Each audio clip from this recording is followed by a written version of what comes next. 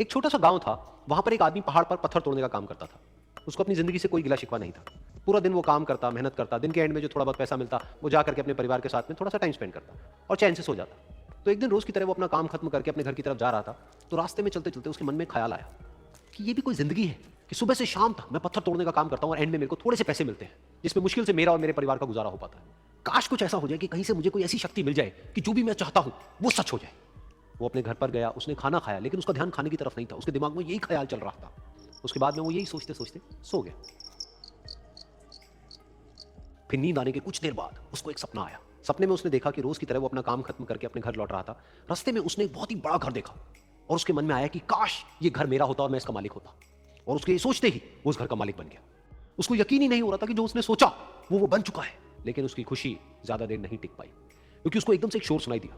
उसने अपने घर के बाहर देखा कि एक बहुत बड़ी रैली निकल रही है, जिसमें बीचों बीच एक पॉलिटिशियन है जो ऐसे ऐसे हाथ हिला रहा है। और वहां पर जितने भी लोग खड़े थे सब उसके नाम के नारे लगा रहे थे, उसके आगे हाथ जोड़ करके खड़े थे, सब उसको देखने के लिए तड़प रहे थे।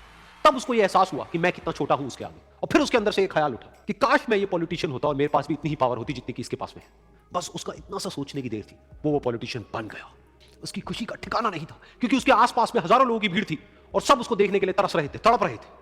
लेकिन उसकी ये खुशी भी ज्यादा देर नहीं टिक पाई। धूप बहुत ही तेज थी और उस पॉलिटिशियन को आदत नहीं थी इतनी गर्मी में रहने की। तो उस धूप की वजह से उसको चक्कर आ गए और वो बेहोश होकर के गिर गया।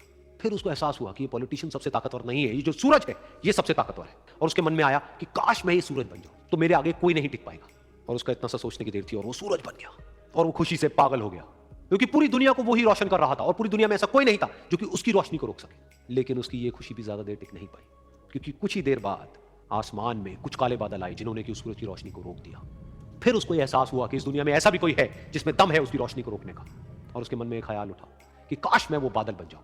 और वो बादल बन गया और आसमान में उड़ने लगा। उसको ऐसा लगा कि मैं आसमान में उड़ रहा हूं और अब मैं जहां चाहे वहां जा सकता हूं।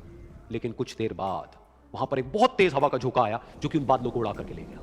और फिर उसे ये समझ आया कि ये जो बादल हैं वो सूरज की रोशनी को तो रोक सकते हैं, लेकिन हवा को नहीं रोक सकते। ये हवा उनको बहा करके ले जाती है। फिर उसके मन में आया कि काश मैं ये हवा बन जाऊं, और वो हवा बन गया।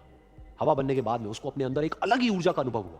वो चाहे तो आराम से बहता और चाहे तो आंधी बन करके, तूफान बन करके, जिसको भी चाहे उड़ा करके ले जाता। उसको ये विश्वास होने ही लगा था कि इस दुनिया में सबसे ज्यादा शक्तिशाली मैं हूं। लेकिन तभी उसके सामने आया एक पहाड़। उसने अपनी पूरी ताकत लगा दी, लेकिन उस पहाड़ को वो इतना सा भी नहीं हिला पाया। तब उसको यह एहसास हुआ कि इस दुनिया में कोई है जो हवा से भी ज्यादा शक्तिशाली है, जिसमें दम है उस हवा को रोकने का।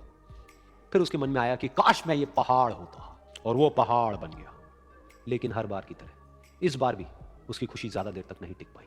उसको एक जानी पहचानी सी आवाज सुनाई दी और साथ ही साथ उसको दर्द होने लगा, जैसे कि कोई है जो उसको तोड़ रहा है, उसको मार रहा है। तो दर्द से वो चीखने लगा और उसके मन में आया कि काश मैं वो बन जाऊं क्योंकि इस पहाड़ को तोड़ने का दम रखता है। लेकिन इस बार उसकी ये ख्वाहिश पूरी नहीं हुई। वो रोने लगा, चीखने लगा, चिल्लाने लगा। उसने अपनी पूरी जान लगा दी, लेकिन इस बार वो नहीं बन पाया।